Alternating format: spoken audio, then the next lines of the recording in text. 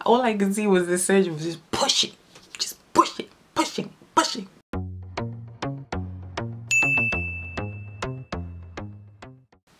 Hi guys, welcome back to my channel. My name is Brenda Mang and welcome to my little space. If you are a new watcher, thank you so much for clicking on the video.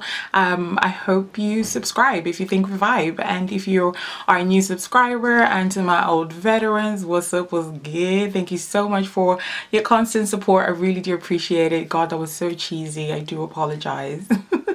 But yeah, so this video, I promise, again, if I keep looking down, my baby's monitor.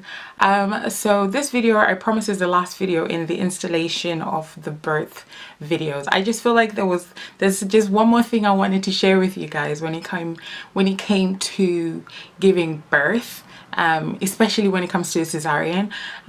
There's certain things that you don't necessarily hear about, that people don't talk about, and I just wanted to kind of share with you guys, just to let you know that it's hard out here, and every birth, whether you do it vaginally or via C-section, it is literally a miracle, because whoo, child, it's a lot. So I didn't go into too much detail when I was telling you guys my labor and delivery vlog video, not vlog, I always say vlog. I didn't go into too much detail because I knew that I was going to do this video. So when it came to the C-section, obviously mine was an emergency C-section, so it was not planned. It was not something that I wanted to do. I mean, I genuinely watched vlogs about birth and labor, and all of them were just normal vaginal birth. I don't know why I keep calling normal, because a C-section is not necessarily not normal, but you know what I mean, so don't get offended. It's just vocabulary or poor. So I was watching all those vlogs, and in my head I was like, I'm not gonna have a C-section. And with me, I was reading this book called Supernatural Birth, and it's basically about manifesting how you want your birth to go, and that we have the power to do that with just a little bit of faith and prayer. It can happen the way that you want. And I was reading that book, and I genuinely was like proper manifesting everything that I wanted in my birth, especially knowing in my head that it was just going to be a vaginal birth. But God had other plans. God had other plans, and it was something that came so unexpectedly. And if you want to know how I got to the C-section, you can watch the labor and delivery video that I'm going to link in the description box below, or it's going to be up in the cards just here.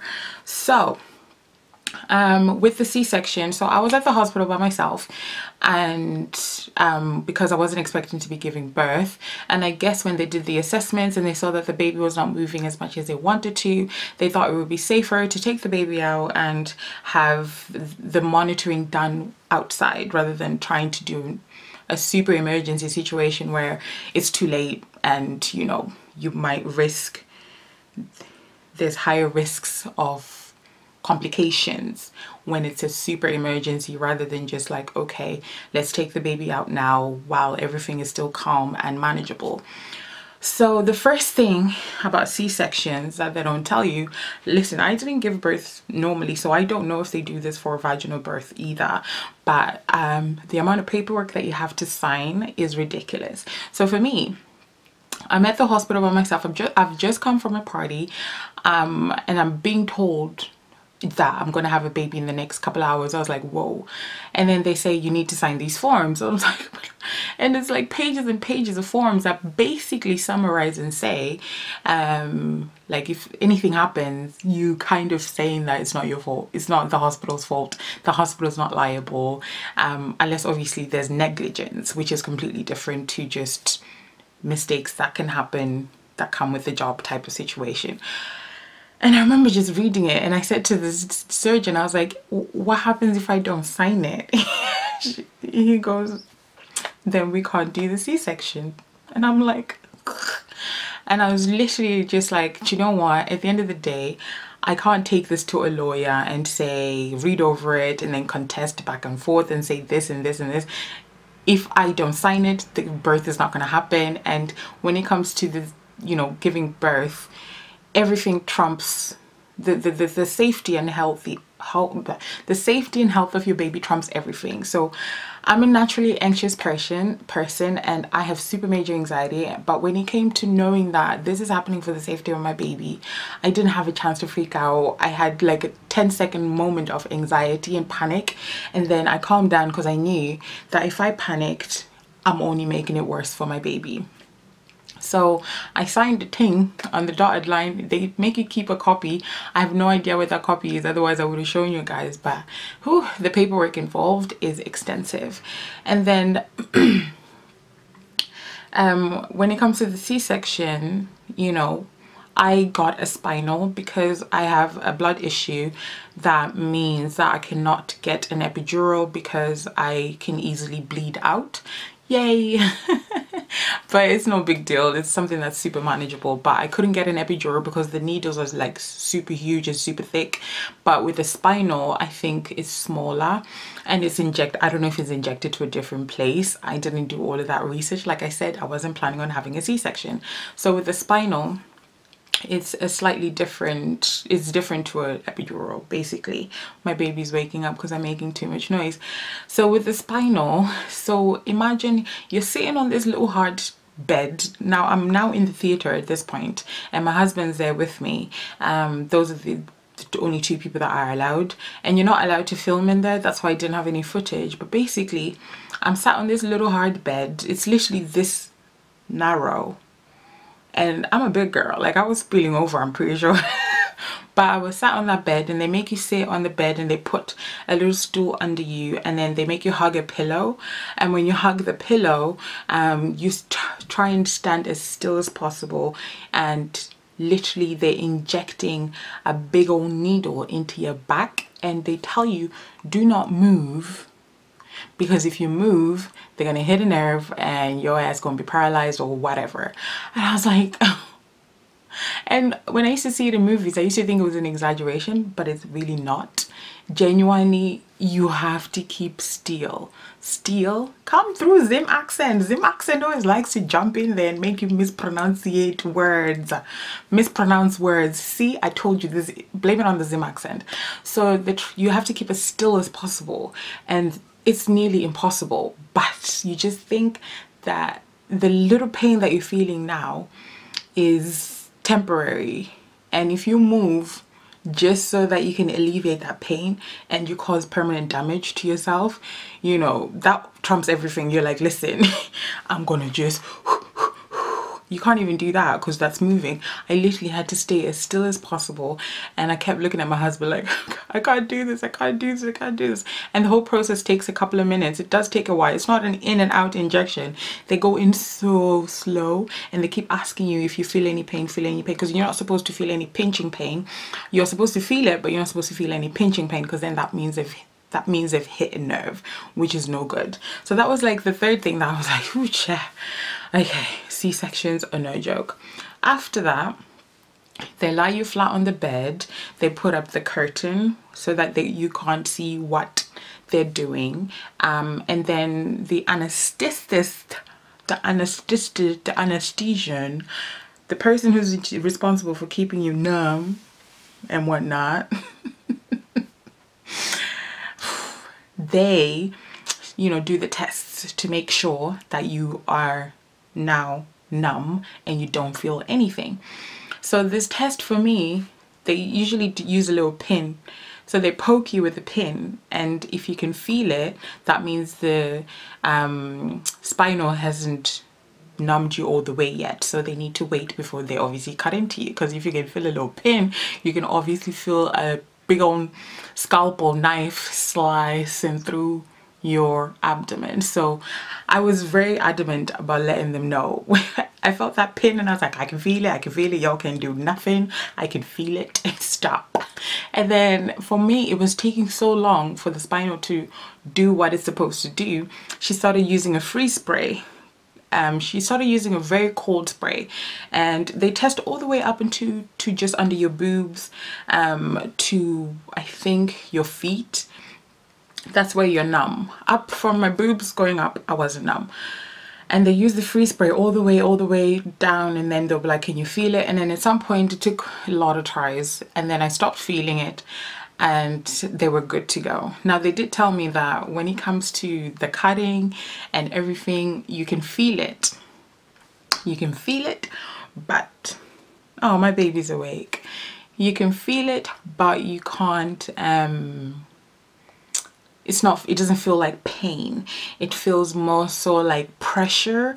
So you are numb. If you've ever been to the dentist and you're getting your wisdom tooth taken out, you don't feel the pain, but you feel the tugging. You feel that there's something happening in there, and that's the same thing as when they cut into you.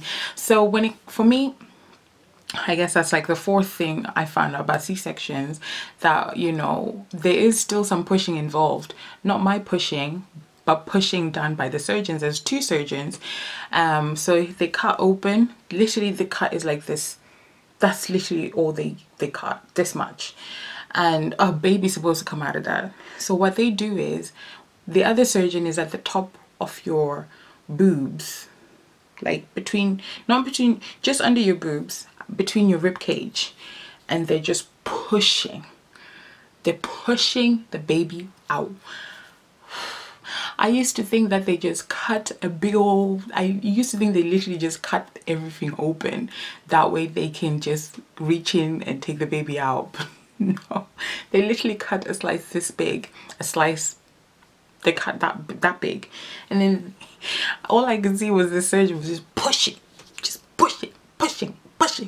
And I'm like, what the hell going on here? This ain't supposed to happen. I'm just holding on to my husband's head like, I guess they do this all the time. This is what's supposed to be happening. So they're pushing, literally they're pushing the baby out. They just push.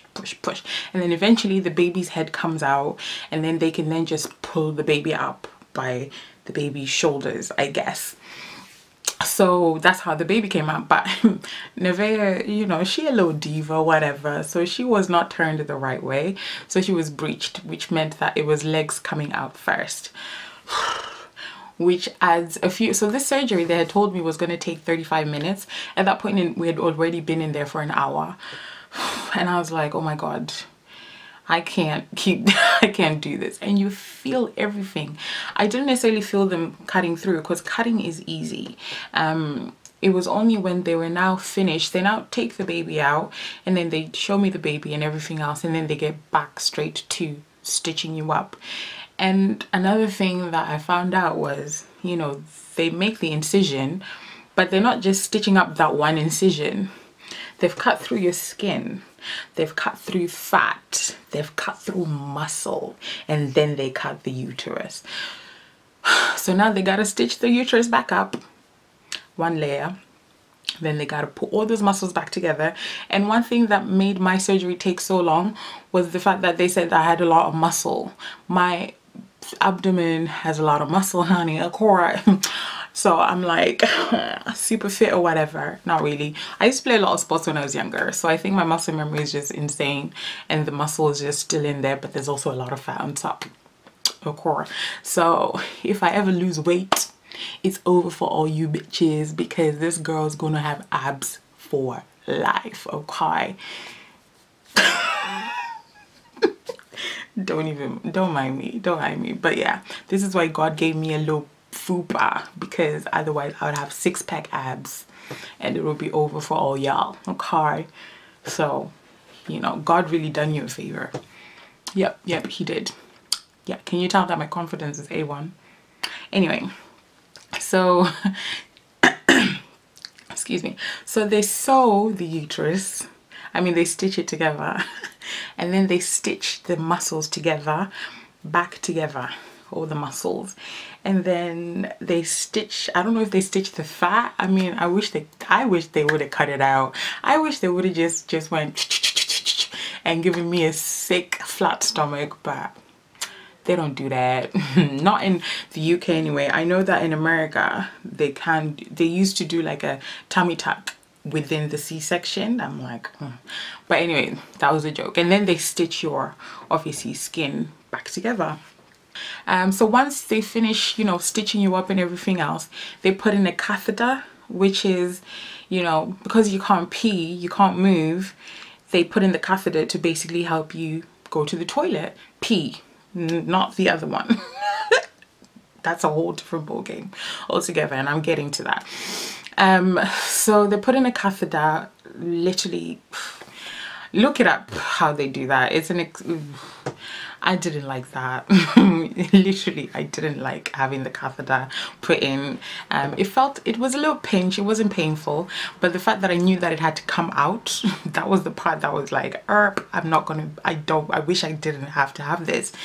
But then after that, you know, the surgery's finished, and it was around 5 a.m. that I came out, around 4:30, and then they took me to the recovery room, and I went straight to sleep because I couldn't see my baby anyway because I was too numb. I can't move, so obviously it's not safe for me to be going to up and down trying to travel to the NICU to go see my baby. So it was now, what was it? So it was now 11 a.m.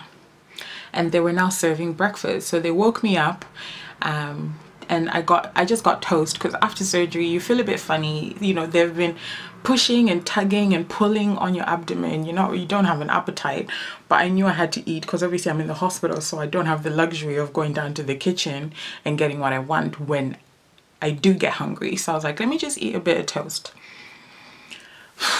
Child, that was a mistake because I choked on some crumbs of that toast, and bear in mind I've just been freshly sewn together, and I choked.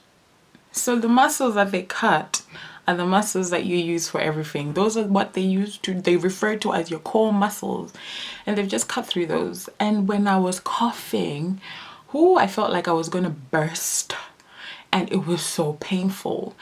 So painful to the point that it traumatized me so much that I was like, as long as these stitches are still healing, I am not going to eat.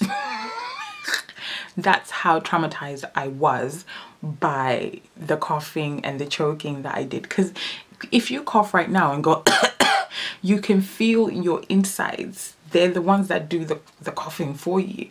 Now imagine it's just been tugged at and stitched back together and cut open and everything, and then you cough. It felt like I was going to explode. Oh, I wanted to die, and I was in there by myself.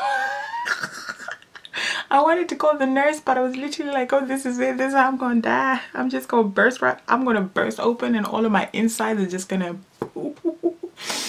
And I was like, yep, I'm not eating until I've healed. Literally, that's what I said to myself. And then I was like, okay. And then the next thing they don't tell you about C-sections is that because of that numbness that they've injected in you, it numbs everything, including your intestines. Okay, now if you were listening in biology, our intestines are for what? They create the poopies, and they help the poopies come out and do all of that. Now, you know the motion, or is it called peristalsis, where, you know, it basically contracts and it literally pushes things down by doing that. It's now numb. Your intestines are now numb, so they're no longer doing peristalsis, they're just relaxed. So you still feel the need to go to the toilet to do number 2. But there's nothing inside your body helping you to do number 2 because it's all numbed, and it takes a while for everything to get back to normal function. So now, referring back to the toast choking situation, imagine having to sit on the toilet and having to push. It's not possible because you feel like you're just gonna pop all of your stitches off and everything just gonna burst out, all your intestines, your guts, everything gonna be out. So going to the toilet, I was like, forget about it. And then that leads to constipation. I know it's too much information, but these are things that people don't talk about. And then when it leads to constipation, you know, it makes it worse for down the road, but you don't know that, you don't think about that, okay? And then I'm telling the nurses, I'm like, yo, it's been 5 days, because I was in hospital for 3 weeks after I gave birth. So I'm telling the nurses, I'm like, yo, I haven't gone to the toilet. And they're like, don't worry, it takes about 8 days for your normal bowel functions to return. And I'm counting, okay, it's been 5 days, no problem, I'll wait. On day 8, I literally was like, listen, y'all need to give me something because I can't go to the toilet. I can't physically, there's no way you can sit on the toilet and push. It's not possible. You will just die. So I'm like, you need to help me get something out, like do something to get these things out, because I feel the need and it's making me really uncomfortable, but I can't physically do the things. The things are not happening and you guys need to help me. And they're like, give it the rest, give it another 24 hours and we'll see. And I'm there like, whew, okay, this ain't working for me. So I had a nurse that I was super friendly with. I'm not gonna say her name. But I cornered her and I was like, because I've been in the hospital at that point, even though it was day 8 post C-section, I'd been in hospital for a week before that. So I had been in hospital for a while. So I knew these girls, honey. And I was like, sweetie, you need to help me and give me something to go to the toilet because I am going to die. And she gave me stuff. And let me tell you, when I eventually went to the toilet, it was day 12 post C-section. 12 days. Day 12. And I was eating 3 times a day. So there was a lot of waste up in there. And when I tell you that going to the toilet for the first time after they gave me what they gave me felt like childbirth, I'm not even exaggerating. I literally went to the toilet knowing that I'm about to be in that toilet for half an hour. I had healed some more, like stitches wise, I had healed enough to be able to like do the grunting and the biting down and pushing, but still it was the worst thing ever. So based on that alone, I wouldn't want to get another C-section. That's how deep it is. That's how traumatic that was. And nobody ever talks about that. People don't talk about those things. And I feel like these are things that people need to know, because there's some people I know out there that choose to get a C-section. You choose to get that pain. The recovery period is insane. They say 6 months, but they really mean 6 years. No joke. I'm 5 months postpartum and I still have a section on my belly that's completely numb, so it still hasn't unnumbed. And I remember talking to the midwife that came for the house visits, and she's 7 years postpartum and she says she's still numb. She had a C-section too, and she still has a part of her stomach that she can't actually feel anything if you touch it. And I have a part of my stomach where if you touch it there, I feel nothing at all. And these are all things that I feel like people gloss over. You know, the nitty-gritty of getting a C-section, people gloss over it, and then they get dissolvable stitches, so those just melt on their own after 7 days or whatever, however long it takes. But for me, I got stitches that needed to be taken out by someone. So you just stitched me back together. I'm in absolutely excruciating pain. 7 days later, you're telling me that you're gonna take those stitches out one by one. And I had 12 stitches, 12, and I had to get them popped off one by one. With no anesthetic, no numbness, you feel everything. I was like, yeah. It's a lot. It's something that whenever people choose to want to go through it, when I hear people saying they're debating over getting an elective C-section, which is basically where you choose, I'm like, are you crazy? And I let them know. I give them all the real of my experience, because my experience was not the best. I got the worst of everything. In the best way. I got the worst of everything. And you have other people that I was in the recovery ward with that had C-sections, and they were out and about. They were literally like doing things no problem, and I was still in excruciating pain. I couldn't even get up. Like, you know, when you're lying back in bed and you stand up, I couldn't even do that because my muscles, the core muscles that I use, were in such pain that I couldn't physically use them. I couldn't engage my core to do the simplest of tasks, like bending over, putting socks on, you know, taking something out of my bag. I literally had to get help for at least 2 weeks. And I'm thankful that I had to stay in the hospital for 3 weeks, and because they were monitoring my blood pressure. They didn't want me to go home in case, you know, something happens, because when you have high blood pressure you can have a stroke. So I'm grateful that I had to stay in the hospital, because then that helped me do nothing and recover, because literally that call bell for the nurses was me all the time. Bing, bing, everything. The only thing they didn't help me with was going to the toilet, and that was a task in itself. Even just to go to do number 1 was just a task and a half, because you need those muscles that they cut to do everything, and it's a lot. It's a lot. And my baby was in the NICU, so I didn't have to then worry about also having to take care of her while I can't actually function. So it was amazing. And you know, in my last video I didn't really say thank you to the people that actually helped me when it came to this process. Obviously my husband, he's amazing. He's always been amazing, and that's probably why I forget to actually mention it, because that's just his natural disposition, that's just his character, that's his personality. He is literally the most unselfish person ever, and he will do what needs to be done. And he literally showed up and showed out when he came to helping me in the hospital, coming and staying for the whole day, literally at my beck and call.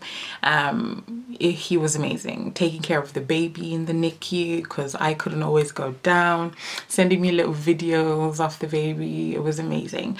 And then obviously the nurses and the doctors and the midwives and the healthcare assistants, literally, because I was in the hospital for a month, I felt like that was now my second home.